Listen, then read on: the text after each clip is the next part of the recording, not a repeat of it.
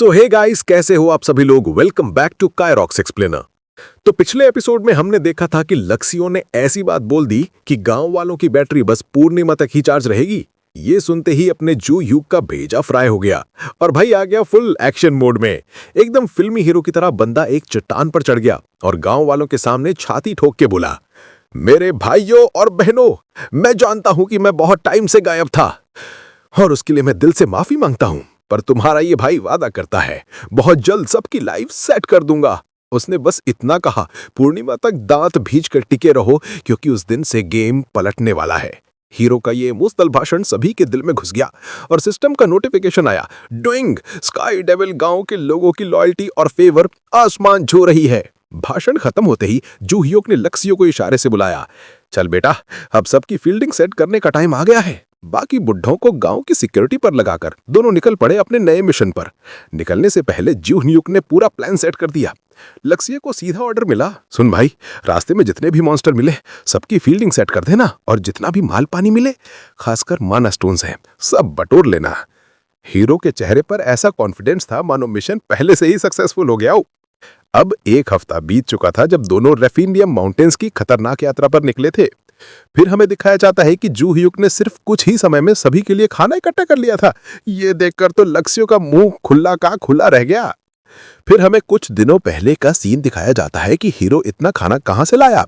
जू ह्यूग ने अपनी बहन सेया को मैसेज किया जो उस वक्त शहर में शॉपिंग कर रही थी, और भाई की डिमांड सिरो 10-15 जादुई थैले और 800 डिब्बे दलिया रेफिनियम माउंटेन्स में पहुंचा दे। लोकेशन तुझे पता है। अब 800 डिब्बे दलिया, सिया का दिमाग चकरा गया। उसने पूछा, भाई भंडारा करवाना है क्या? लेकिन जू ह्यूग ने अब कोई सीधा जवाब नहीं दिया, उल्टा उसे एक कीमती नीला पत्थर पकड़ा दिया। सिया को लगता है भैया को कोई अमीर स्पॉन्सर मिल गया है, कोई शुगर डैडी तो नहीं। हीरो हंस पड़ा और बोला, इस ब्लू स्टोन को बेचकर जो पैसा मिले 10% तेरा। सेया को अपने भाई की इस अचानक तरक्की से थोड़ी जलन तो हुई और जू ह्यूग ने एक और टेलीपोर्टेशन स्टोन की डिमांड रख दी ताकि आने जाने में आसानी रहे। और भाई सेया ने ब्लू स्टोन से जू ह्यूग के लिए एक ऐसा टेलीपोर्टेशन स्टोन खरीदा जिससे वो एक साथ कई जगहों पर प्रकट हो सकता था। टाइम बचाने के लिए यह महंगा सौदा भी सस्ता लग रहा था। उधर गांव में 12वां एडर अपनी पंचायत लगा के बैठा था। वो भड़का हुआ था, ये कैसा लॉर्ड है बे, खुद को हमारा वारिस बोलता है और मुसीबत के टाइम पर पता नहीं कहां मरवा रहा है। कुछ और एल्डर के बारे में सोचते हुए कहता है, अगर इस बार इसने कोई गलती की तो इस साले स्काई डेविल किंग की गद्दी से उतार फेंकेंगे। सबके चेहरों पर शक और गुस्सा साफ दिख रहा था। तभी गांव में जोर का शोर हुआ। एल्डर अपने टेंट से बाहर निकला, कौन चिल्ला रहा है बे? और बाहर जो सीन था भाई साहब, उसे देखकर एडर की आंखें फटी की फटी रह गई। जू ह्यूग खुद खाने का इतना बड़ा जखीरा लेकर आया था। सबके दिमाग में एक ही सवाल था, इस बंद इलाके में इतना सारा खाना आया कहां से? पर भूख के आगे अकल काम नहीं करती। गांव वाले तो हमारा मसीहा, हमारा दयालु लॉर्ड के नारे लगाने लगे। लॉयल्टी मीटर फिर से बढ़ गया। जू ह्यूग ने तुरंत एक एल्डर को ऑर्डर दिया, लक्ष्यों की मदद करो और सब में बराबर दलिया बांटो। थोड़ी देर बाद हीरो अपने टेंट में अकेला बैठा सोच रहा था कि सिर्फ खाना नहीं, इन लोगों के लिए घर और कपड़ों का भी इंतजाम करना होगा।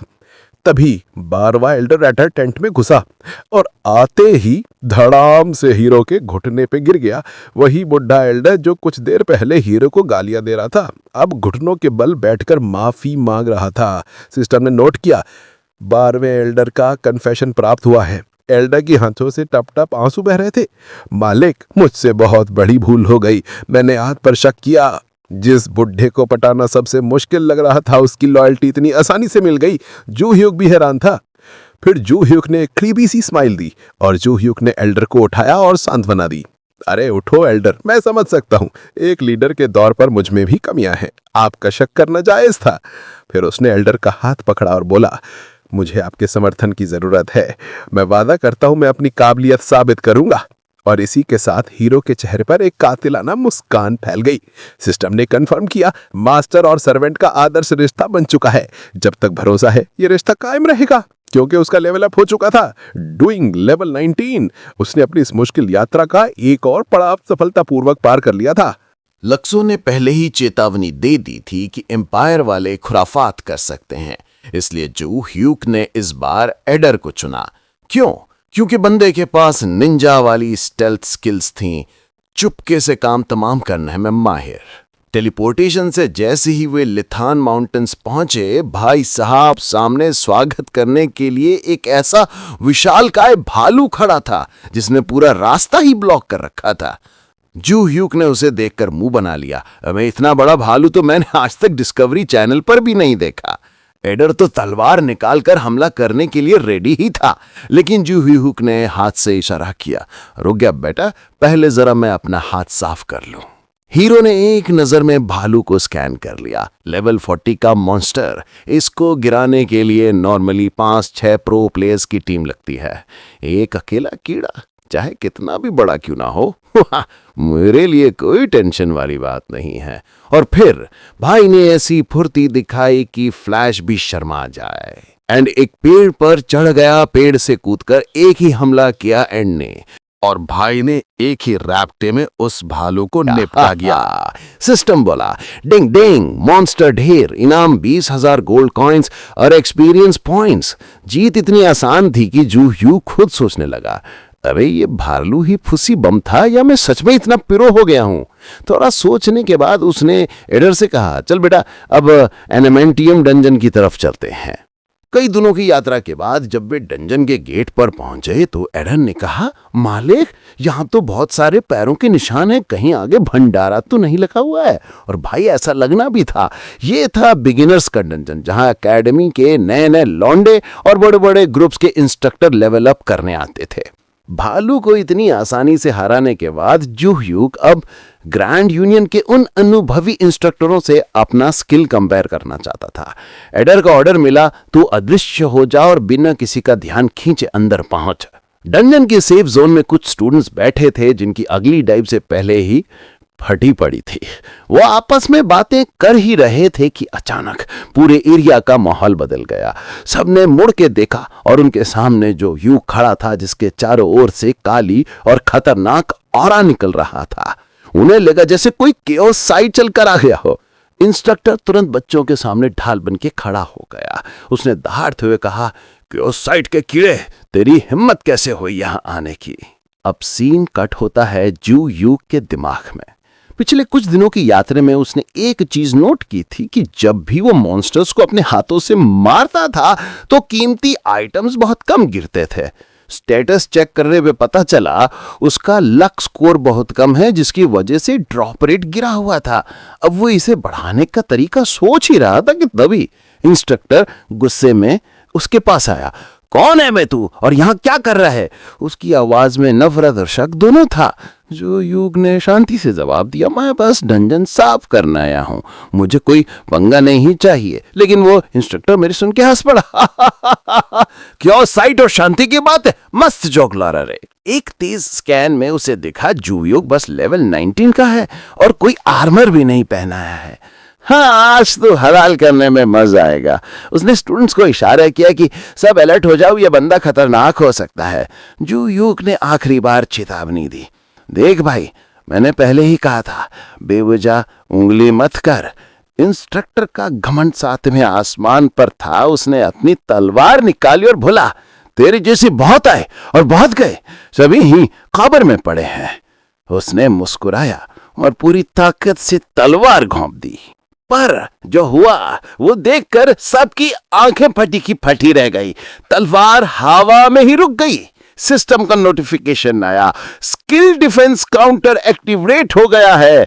जू ह्यूक ने एक ही मूव से ना सिर्फ वार रोका बल्कि अपनी ताकत का नमूना भी दिखा दिया। इंस्ट्रक्टर के दोनों गोटे मुंह में आ गए। उसे समझ आ गई कि सामने वाला कोई बच्चे नहीं बल्कि बाप है। घबरा के उसने आर्टिफैक्ट जरिए मदद बुलाने की कोशिश की, लेकिन अब जो ह्यूक का सबर का बांध टूट गया था। उसने आखिरकार एक वार किया, सिर्फ अपने नंगे हाथों से।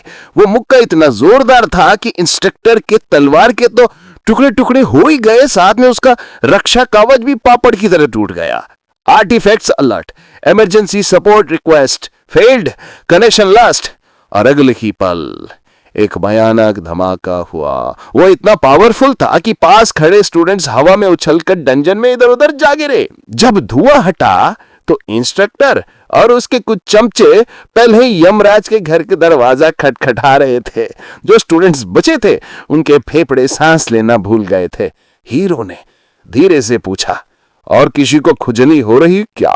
सब खौफ के मारे सिर हिलाने लग गए। हीरो ने धीरे से कहा, अच्छा फैसला है, मेहनत करते रहो ताकि किसी दिन तुम भी असली योद्धा बन सको।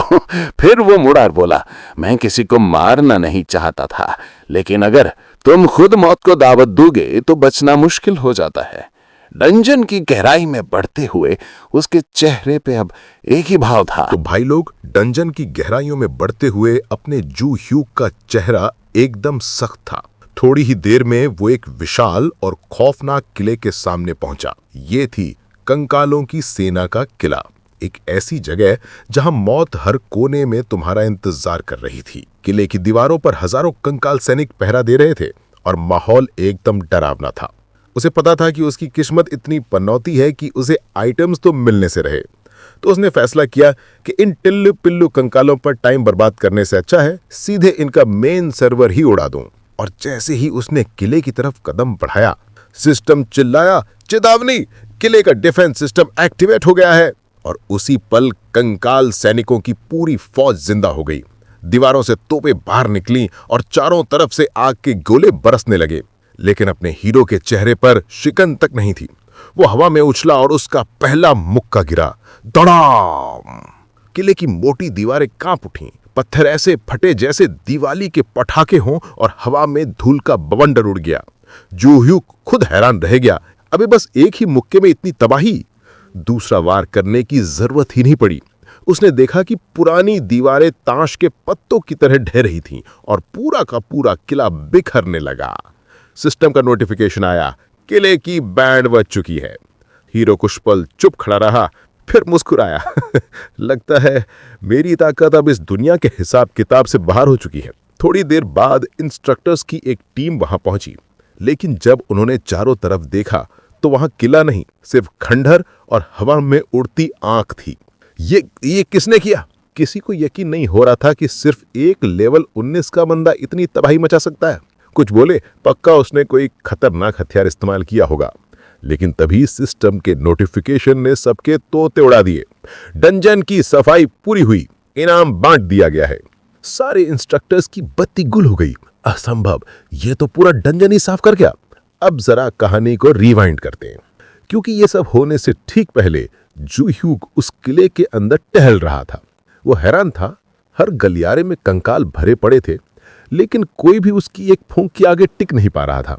कई बाधाएं पार करने के बाद वो एक विशाल कमरे में पहुंचा, जहां एक रहस्यमयी विशाल रूबी क्रिस्टल चमक रहा था। जो ह्यूग ने ध्यान से देखा तो अजीब ने, इस बेस का तो कोई नामो निशान नहीं है। वो सावधानी से आगे बढ़ा और फिर उसने एक जोरदार वार किया।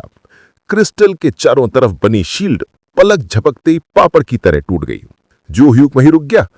इतना आसान? ये सारे दुश्मन इतने फुद्दू क्यों लग रहे हैं? सिस्टम बोला, मेन क्वेस्ट पूरा हुआ, डंजन क्लियर।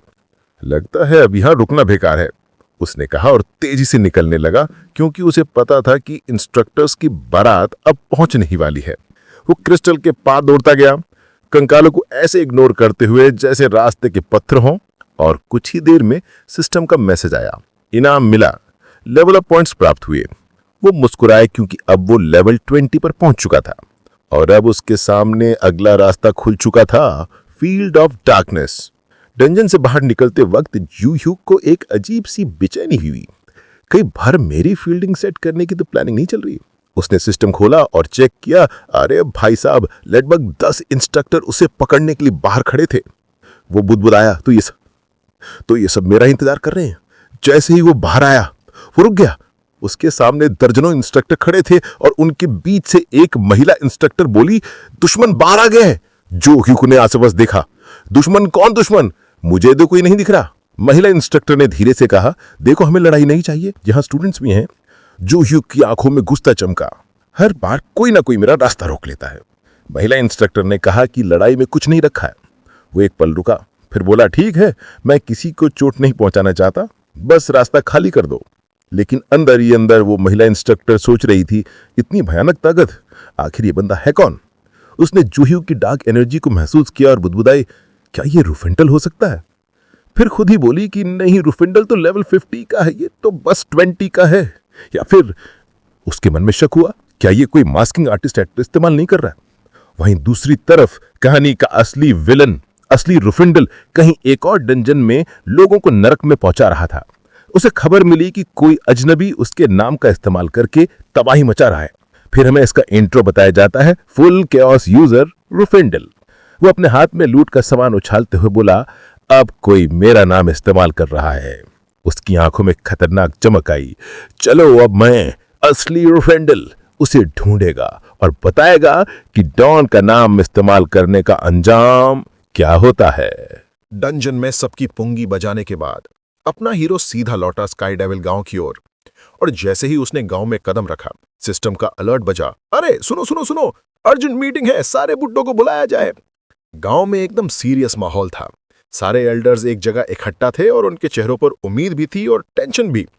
जूजू बोला, चलो अब फील्ड ऑफ डार्कनेस में जाने की तैयारी शुरू करते हैं। मुझे एक ऐसा एक्सपर्ट चाहिए जो बड़े लेवल के जादू टोने में माहिर हो। कुछ पल की चुप्पी के बाद एक महिला एल्डर सामने आई जिसका नाम था जेटा। वो मुस्कुराई और बोली, मालिक, वो काम आप मुझ पर छोड़ दीजिए। जादू की कला में मेरा हाथ कोई नहीं पकड़ सकता। जूजुक ने सिर हिलाया, ठीक है जेटा, मुझे तुम्हारे टैलेंट पर पूरा भरोसा है।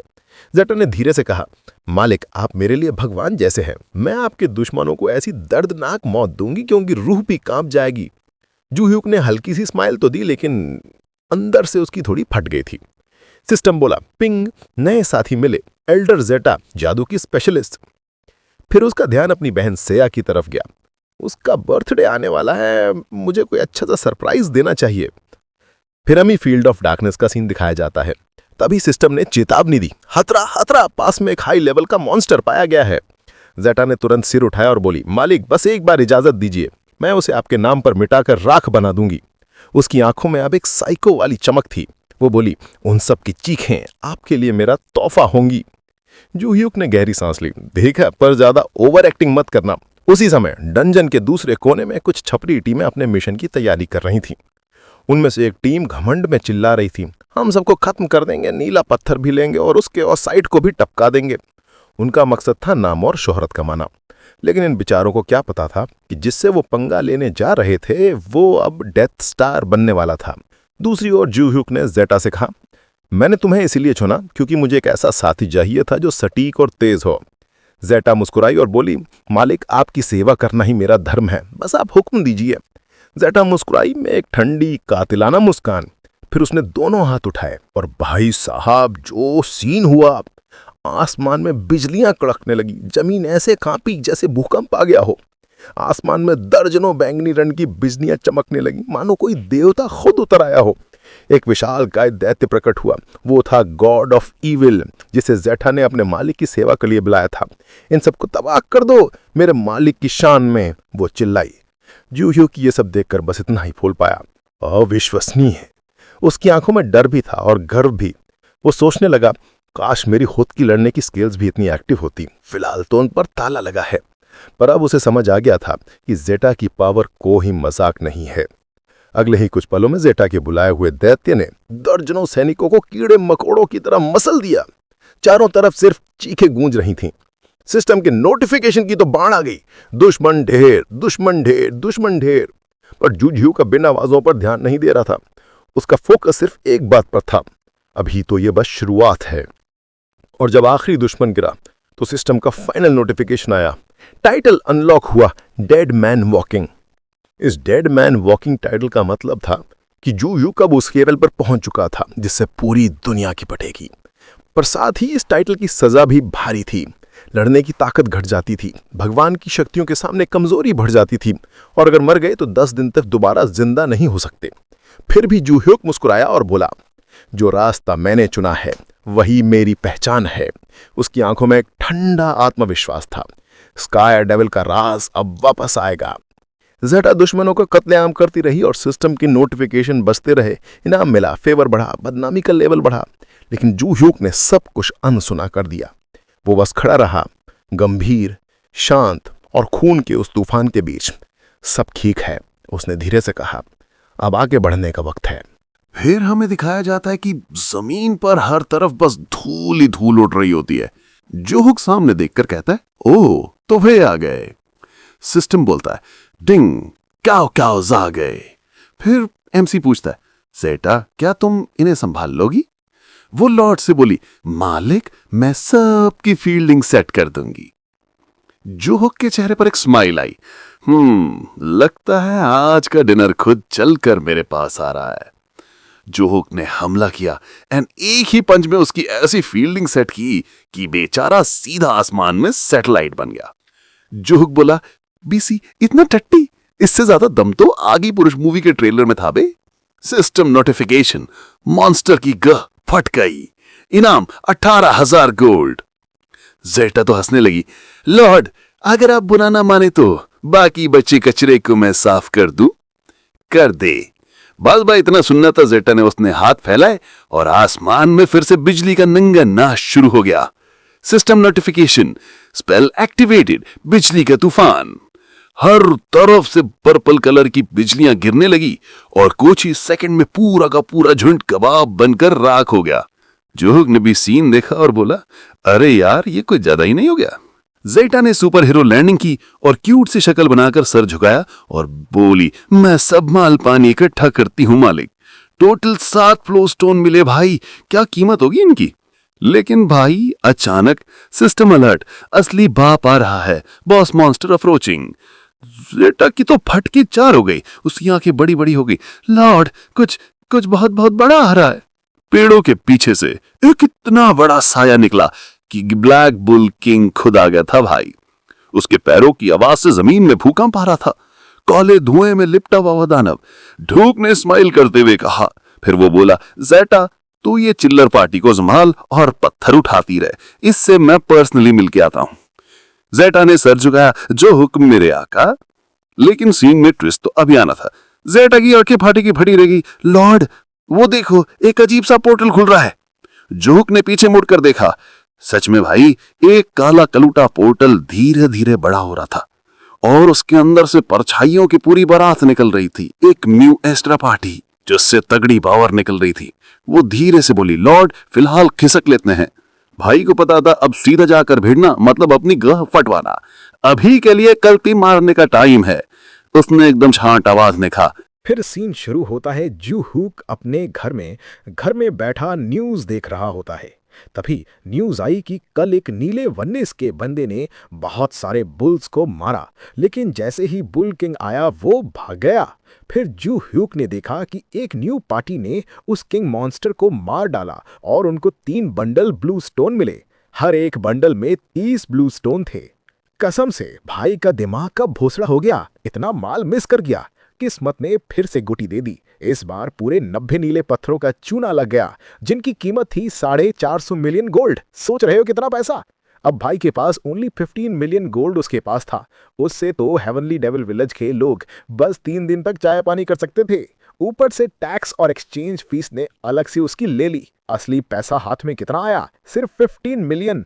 इतने कम बजट में तो बंदा अपनी बहन के लिए एक ढंग का गिफ्ट भी नहीं ले सकता था। खाना पीना, जरूरी चीजें सबका लोडा लग गया था।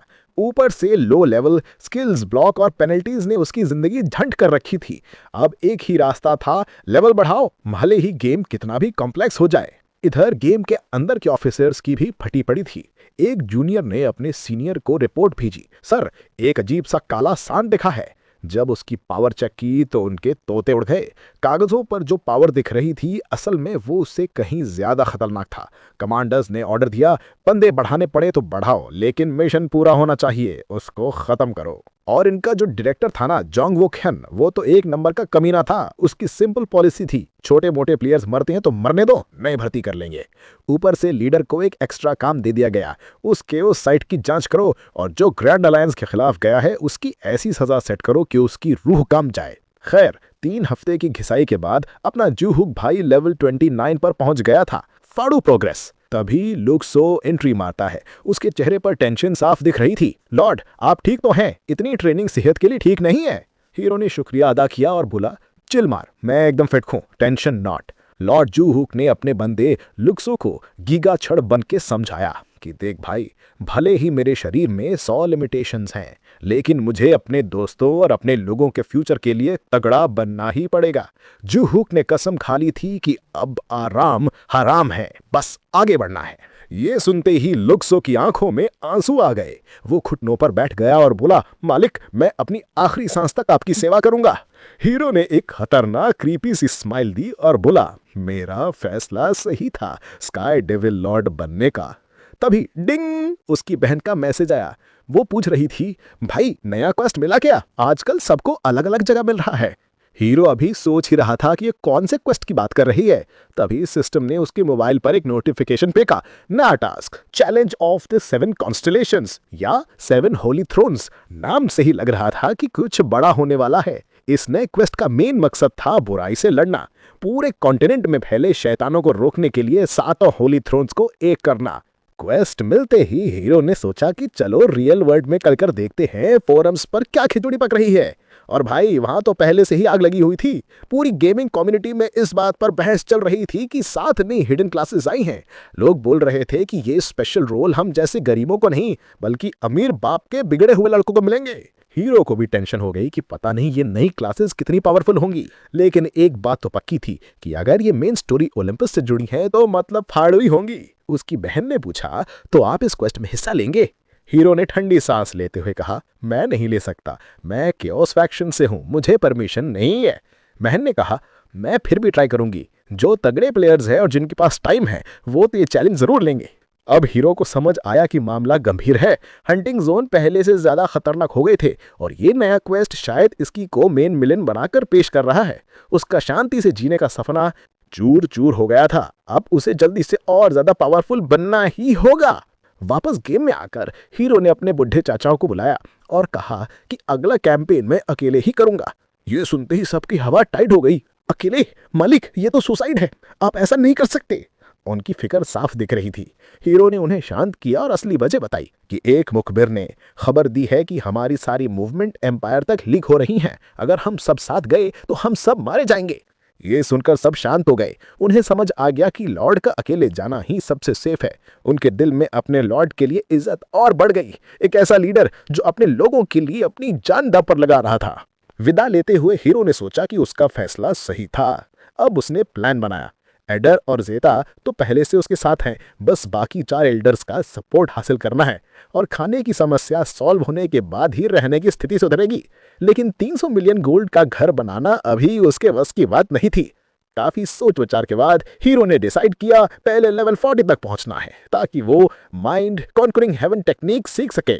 अब बस एक ही दिनों था, ट्रेनिंग ट्रेनिंग और ट्रेनिंग। तगड़े दुश्मनों की तलाश उसे जायंट बेयर्स के झुंड तक ले आई।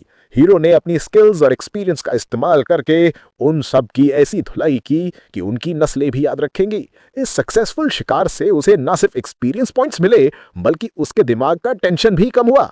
और इस लड़ाई का अनएक्सपेक्टेड बोनस था, एक नई स्किल अनलॉक हुई, वियर्डली स्ट्रॉन्ग फिस्ट, भयंकर फाड़ू मक्का।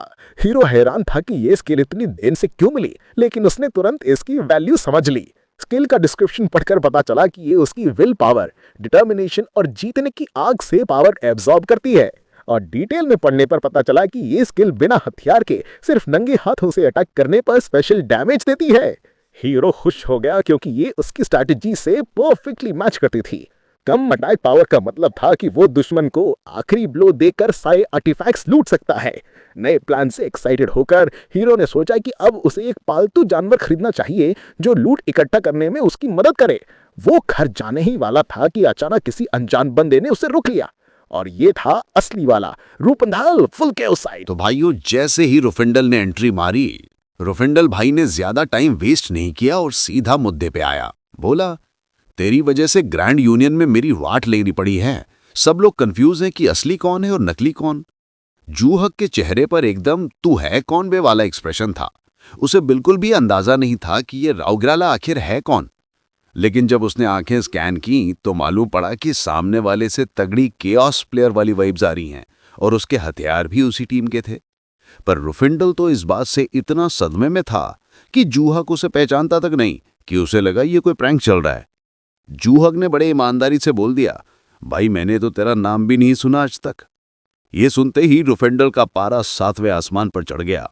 अपना इंट्रो दिया और बोला, तेरी हिम्मत कैसे हुई मुझे धोखा देने की? सारी रेपुटेशन की ऐसी तैसी कर दी तूने। रुफिंडल का प्लान साफ था कि इस नकली को पकड़कर अलायंस के हवाले करेगा, अपनी इज्जत वापस कमाएगा। उसने जुआ को ऑर्डर दिया, चल घुटनों पे बैठ और माफी मांग। किसी और के नाम का फायदा उठाने की सजा तो मिलनी ही चाहिए। पर अपना हीरो एकदम शांत खड़ा था। रुफिंडल ने सोचा लगता है बच्चे की फट गई, और बोला अगर तू खुद ही सरेंडर कर देगा तो जिंदा छोड़ दूंगा, प्रॉमिस। जूहक ने ठंडे दिमाग से पूछा, तो फील्ड में उतरना चाहता है मेरे साथ? भाई ये सीधा सीधा चैलेंज था। रुफिंडल का तो खून खौल गया। सोचा ये छोकरा तो हद से ज्यादा ओवर कॉन्फिडेंट हो रहा है। वो खुद को आतंक का दूसरा नाम मानता था, एकदम सुपारी किलर वाला एक्सपर्ट। बस भाई ने तुरंत अटैक कर दिया। जूहक ने उसे ऐसे देखा जैसे कोई मच्छर काट रहा हो। अटैक के बाद उसकी हेल्थ चेक की तो सिर्फ 3% डाउन। बस हीरो ने सोचा चलो इस पर अपना नया स्किल टेस्ट करते हैं। उसने स्पेशल फिस्ट एक्टिवेट किया, लेकिन पावर को 90% तक कम रखा। जब रुफिंडल ने ये स्किल देखी तो उसका अंग अंग चीख चीख के बोलने लगा, भाग, जितना तेज हो सकता है भाग, पीछे मत दिखना। अब उसे उन अफवाहों को यकीन होने लगा कि जूहक एक ही रपटे में अलायंस कैप्टन को सुलाने की पावर रखता था। जूहक ने मारा, लेकिन रुफिंडल ने जैसे तैसे टेलीपोर्ट करके अपनी जान बचाई। उसको लगा इतना तगड़ा स्किल यूज कर रहा है, अब बंदा थोड़ा रिचार्ज होने में टाइम तो लेगा ही। लेकिन अगले ही पल जूहक 1 सेकंड में उसके सामने था और दूसरे स्ट्राइक के लिए तैयार। रुफिंडल की तो हवा टाइट होगी। जूहक ने सिचुएशन देखी और डैमेज रिडक्शन को 90% से घटाकर 50% कर दिया। अब असली मजा आएगा। रुफिंडल को लगा कि उसका दुश्मन जानबूझकर टाइम पास कर रहा है ताकि कोई बड़ा स्किल चार्ज कर सके। उसने सोचा यही मौका है और अटैक कर दिया। लेकिन तभी जूहक का एक घुमावदार पंच आकर सीधा उसके मुंह पर पड़ा।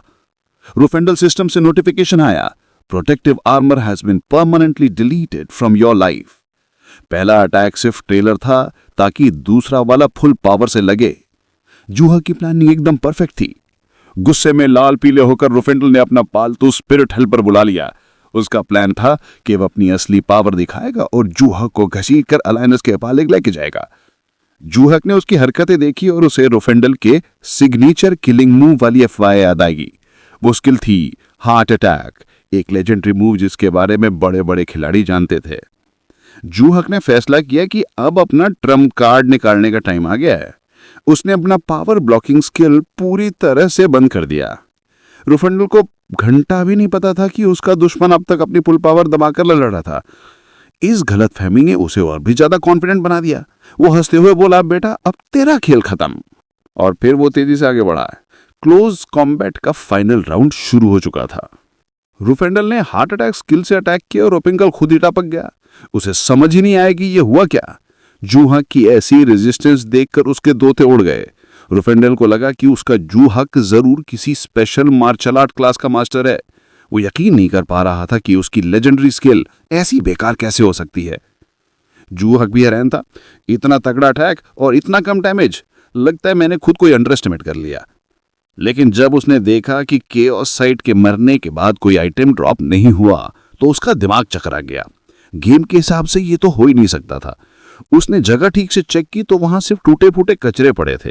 वो सब रुफिंडल के आखिरी आइटम थे जो गोल्ड देकर खरीदे थे। अब सब राख बन चुका था। रुफिंडल तो सदमे में था।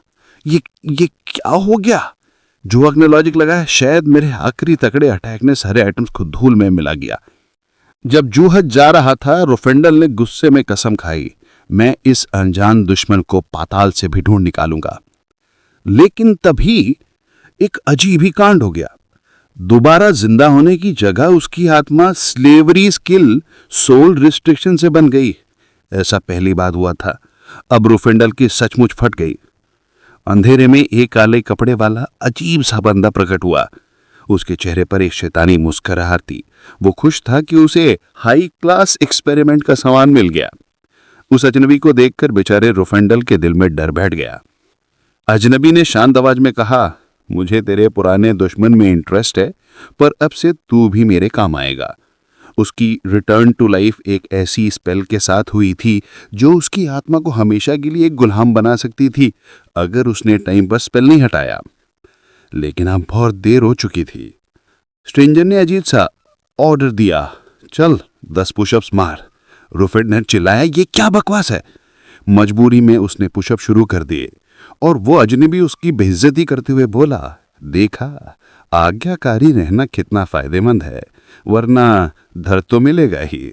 रोवेंडल ने पहले कभी आत्मा की गुलामी एक्सपीरियंस नहीं की थी, तो उसने सोचा ये जरूर किसी हिडन क्लास के जादूगर का नया जादू है।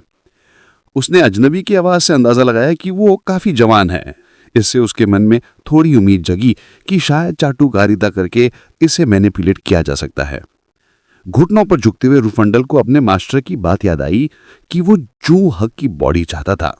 उसने अजनबी से पूछा, क्या तू भी वही चाहता है? अजनबी ने हाँ में सर हिलाया। रुफंडल ने अपनी मुस्कान छुपाते हुए वादा किया, मैं आपकी पूरी मदद करूंगा मालिक।